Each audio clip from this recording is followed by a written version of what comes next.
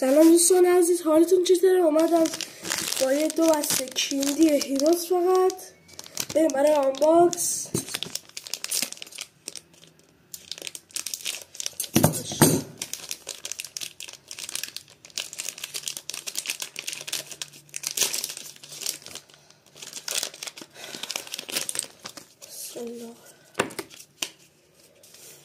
خب کارتمون اریک کانتونا بازیکن لیورپول و کارت پرام 5 رضوان نیستلروی.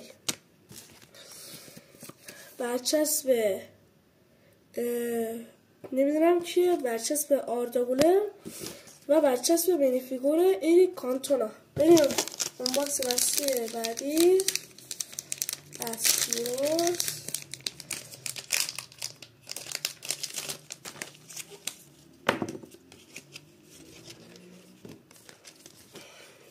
کارت بیسیک جونسون فکر کنم، جونسون نمیدونم چیه، و کارت پرام 5 ژاوی آلونسو، برچسب دالوتو، برچسب اتو و برچسب مینیفیگور جو.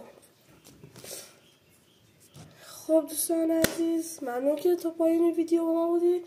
اگه خوشتون اومد چنل سابسکرایب کنید، زنگ گله رو حال کنید که همیشه آنباکس کیندی داریم. خیلی ممنون که با هم بودید و بدرود.